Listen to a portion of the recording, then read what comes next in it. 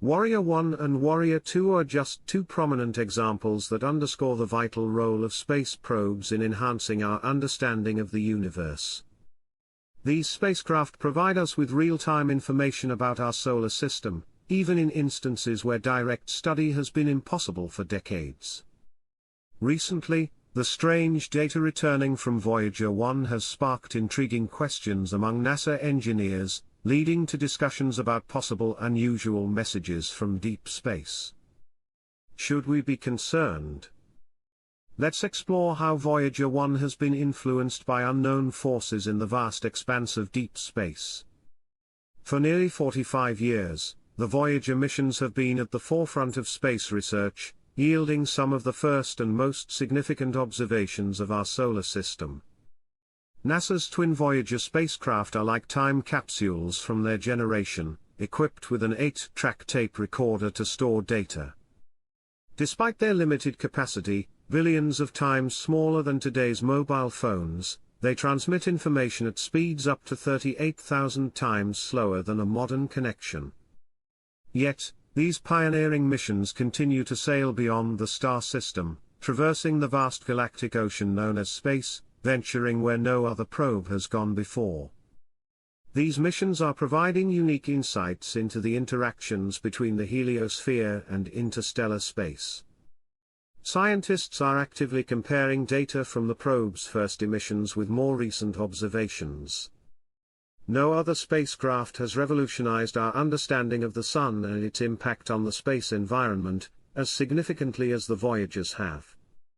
Each spacecraft also acts as an ambassador for humanity, carrying a gold record that includes musical recordings, greetings in multiple languages, images of life on Earth, and diagrams of basic scientific principles, all intended for anyone who might encounter these probes. The gold coating on the records acts as a cosmic message in a bottle, with its resistance to corrosion in space ensuring that the information contained within will remain intact for over 1 billion years. Experts are now surprised by the strength and direction of the interstellar magnetic field, sparking debates about the shape and behavior of the heliosphere, the magnetic region dominated by the Sun. For years, the heliosphere was thought to be comet-shaped, but it is now believed to be more spherical than previously assumed. A key question remains: does the heliosphere expand and contract in response to the appearance and disappearance of sunspots, or does it maintain a relatively constant shape? The spacecraft has provided intriguing clues to this question. Astronomers suggest that the interstellar medium begins when the solar wind, a stream of charged particles emitted by the Sun, dissipates. This plasma, or ionized gas, interacts with a cooler, denser interstellar plasma, much like a stone thrown into a stream. Just as the Earth's troposphere has a boundary layer called the tropopause, the heliosphere has its own boundary known as the heliopause, shaped by the Sun's influence. The exact distance of the heliopause was a mystery when Voyager was launched.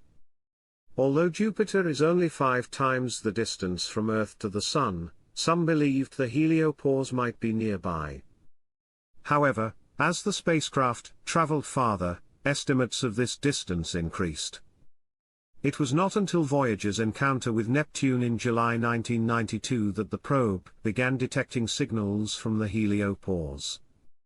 Both spacecraft recorded powerful radio signals at frequencies between 2 and 3 kHz. Some scientists believe these radio waves are linked to 6 significant solar flares that occurred over a year before they were detected. Plasma ejected during these flares reached the heliopause, causing electrons to vibrate and emit radio waves. Although these signals were too weak to be detected on Earth, the interstellar medium is much denser than the outer regions of the heliosphere.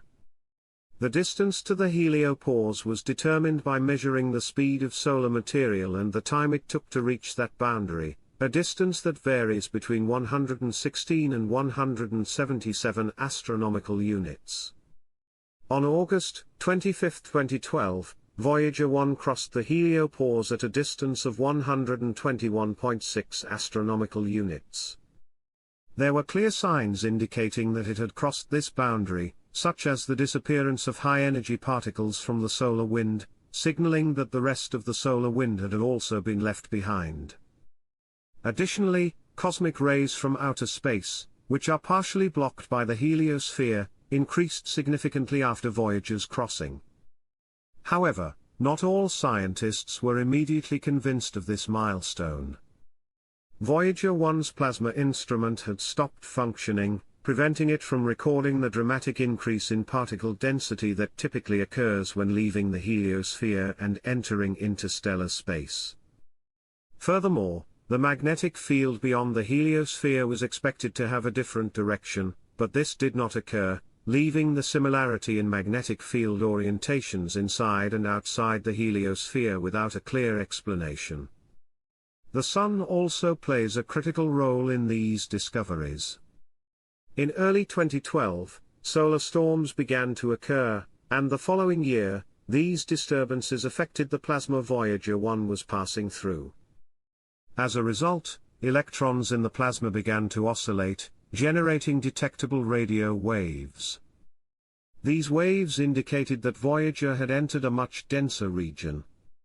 In 2018, Voyager 2 also crossed the heliopause on November 5, and this time there was no doubt, the spacecraft plasma instrument was functioning correctly and recorded the increase in density of particles such as protons, electrons, and other charged particles. It also measured temperatures ranging from 30,000 to 50,000 Kelvin, significantly higher than that of the interstellar medium. The plasma was likely compressed as it entered the heliosphere, explaining the phenomena observed in Voyager 1. Similar to Voyager 1, Voyager 2 also recorded a decrease in solar wind and an increase in cosmic rays emanating from outside the solar system. However, the magnetic field direction did not change, confirming that the observations made 6 years earlier were not anomalies. The relatively close distances suggested that the heliopause is stronger than previously thought. Both Voyager 1 and Voyager 2 are still moving away from the heliosphere, the exact shape of which remains unclear. Since the signals they send travel at the speed of light, it takes over 22 hours for them to reach Earth.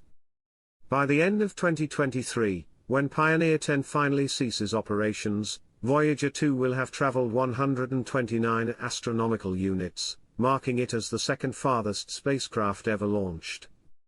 Both probes are moving in opposite directions, farther from Earth than any other spacecraft. Scientists have reported that Voyager 1 detected a hump related to waves in localized regions of the empty space between stars. As the probe's plutonium power source degrades and generates less heat, NASA has reported that to compensate, the team has disabled several systems, including some initially deemed essential, such as heaters protecting instruments from the cold of space. Remarkably, all 5 devices whose heaters were turned off in 2019 are still operational. The longevity of the Voyagers at much lower temperatures than anticipated continues to puzzle NASA scientists. In 2022, Voyager's attitude control and articulation system experienced a failure. This system is crucial for maintaining the antenna's alignment toward Earth. Prior to this failure, the probe's performance had been flawless, but the craft began sending incorrect telemetry data due to a malfunction in an onboard computer that had ceased functioning years earlier. This confusion disrupted the craft's ability to determine its orientation. However, NASA engineers managed to resolve the issue by reverting to an older computer.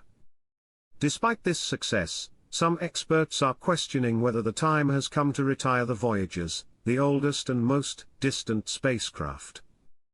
Although the mission remains viable, several scientists are already exploring the possibility of developing successors to the Voyagers.